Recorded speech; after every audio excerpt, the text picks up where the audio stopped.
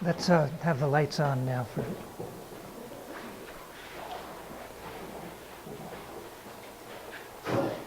Is this working okay? Yeah, good.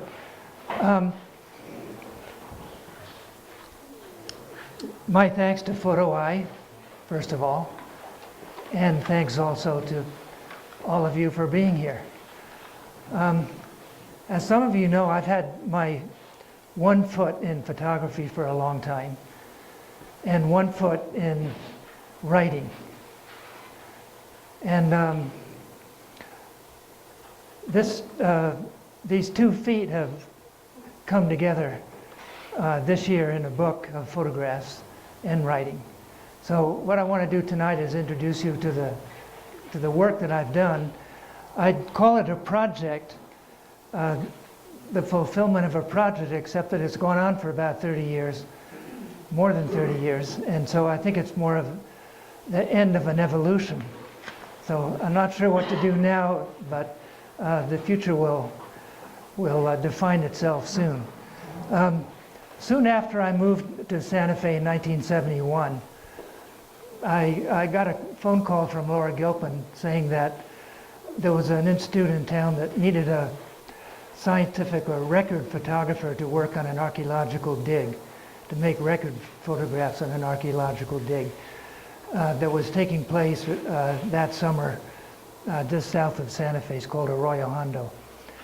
And so I applied and lucked in and got that job. And I found myself very soon out on an archaeological dig, recording the layers of rooms, floors and walls and ceilings as they were excavated, and photographing artifacts.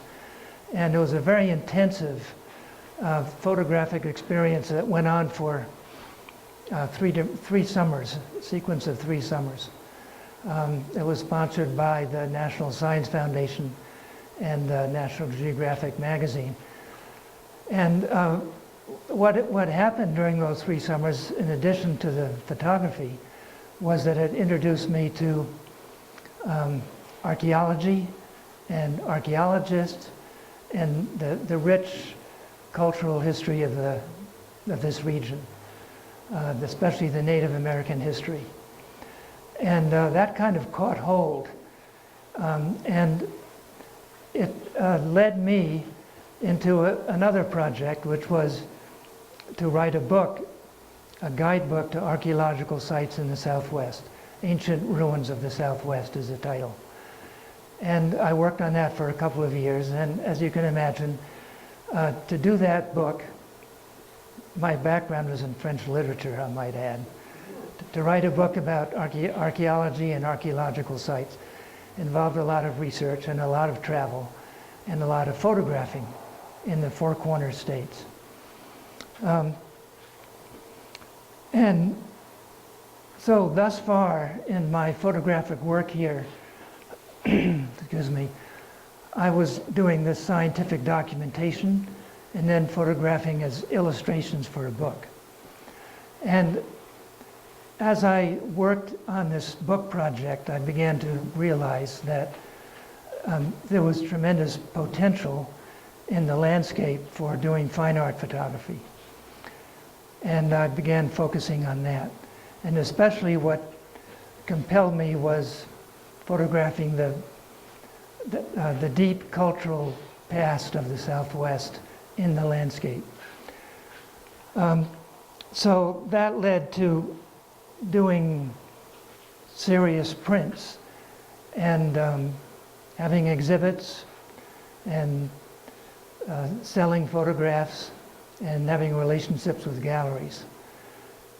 And all this time period I was writing other books and editing other books on history and archaeology. New Light on Chaco Canyon, I think, was the first. 3 years ago, which is one of the later books, The Mesa Verde World, Santa Fe History of an Ancient City. So over the years, about close to a dozen books. But simmering in the back of my mind was the idea of doing a book of these fine art photographs that I've been working on for 10, 20, and up until this year, about 35 years. But I didn't know quite how to put it all together. As I said, I had been doing writing, doing photographing. I wanted the book to combine these two important threads of my life. And it took a lot of thought and trial and error to figure out how to weave these two threads together.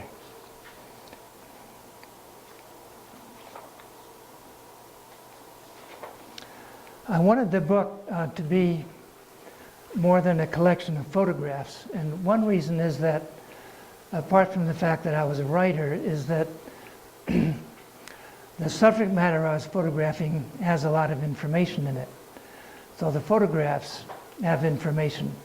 In addition to whatever aesthetic qualities the pictures had, people looking at them were always asking me questions. They were curious about the meaning in the rock art and about the history of the sites I was photographing. I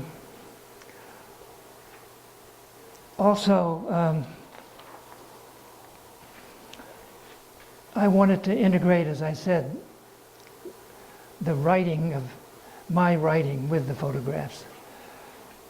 And in that sense, I wanted to incorporate information about the subject matter and also my experiences as a photographer while I was doing the work.